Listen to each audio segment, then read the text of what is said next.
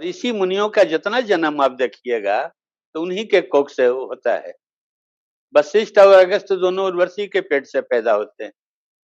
ये द्रोणाचार्य धृतराष्ट्र के पेट से पैदा होते हैं।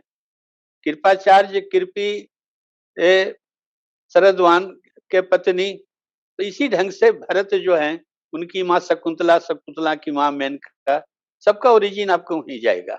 यह बतलाता है कि प्राचीन समाज जो था वह विवाह संस्था से बंधा हुआ नहीं था। प्रारंभ में औरतें स्वतंत्र थी, उन्मुक्त थी, आजाद थी। बच्चा अपने माँ के नाम से पहचाना जाता था, बाप के नाम से नहीं।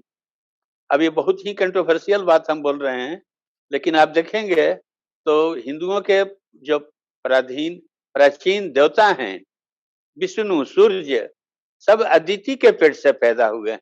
आदित्य कहलाते हैं, अदिति से पैदा होने वाले। कश्यप का नाम नहीं है, दिति से पैदा होने वाले दैत्य कहलाते हैं।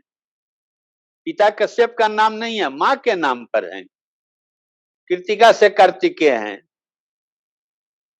इसी ढंग से पृथा हैं, कौंतेय हैं, ये जितना नाम देखेंगे हम माँ के नाम पर है। शुरुआती गोत्र बहुत से नाम हम गिना सकते हैं, तो वो आप इशारा केवल कर रहे हैं तो ये माँ के नाम पर है। शुरुआती गोत्र जो है इसमें माँ के नाम पर। इसका मतलब है कि प्रारंभिक समाज मातृसत्तात्मक था। अब इसको नहीं लोग एक्सेप्ट करते हैं, क्योंकि पुरानी सब बाद की रचना है। लेकिन शुरुआती ऋग्वेद, पूर्व वैदिक काल को देखेंगे तो हमारी बात के प्रमाण उसमें मिल जाएंगे।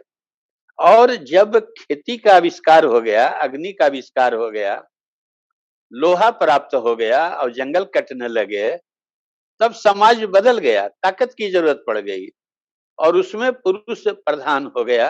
और तब गोत्र पुरुष के नाम पर आने लगे और पुरुष के नाम पर आने लगे वही किताबें हमारे पास है। और मातृसत्तात्मक समाज की किताबें हमारे पास नहीं है, लेकिन इन्हीं किताबों में जो वर्णन है उसके आधार पर पकड़ा जाता है कि शुरुआती समाज में नारी की अवस्था बहुत ही ऊंची थी। लोग माँ को जानते थे, पिता को नहीं जानते थे।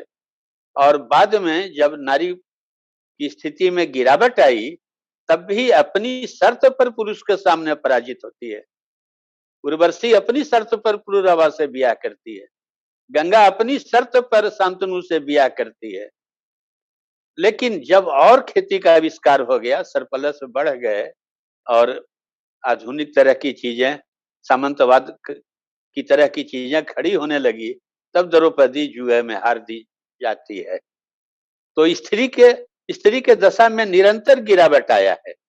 पहले प्रधान थी, फिर बराबर हुई, फिर थोड़ी कम हुई और लास्ट में एक कुर्सी टेबल ऐसा सामान हो गया, हम नीलाम कर दें, बेच दें, जुए में हार जाएं, तुम बोलने वाली कौन हो तुम?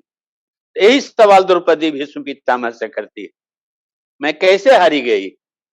तो द्रौपदी पुराने समाज का नियम कानून का हवाला देती है और भीष्म नए समाज और नए कानून सामंती समाज से बंधे हैं। वो बात को टाल देते हैं, बेटी जब तुम्हारे विद्वान पति कुछ नहीं कह रहे हैं तो मैं क्या कहूं? लेकिन द्रौपदी का सवाल मौजूद है। समाज बदल रहा है तो पुराना नियम कानून भी बदल जाए, जो अच्छे हैं, ये क्यों जरूरी है? पुराने सकारात्मक जो हैं वो क्यों नहीं टिके रहेंगे? मैं कैसे हारी गई? जो पहले अपने को हार गया तो दुर्योधन का नौकर हो गया, तो नौकर महारानी को कैसे दाव पर लगा सकता है?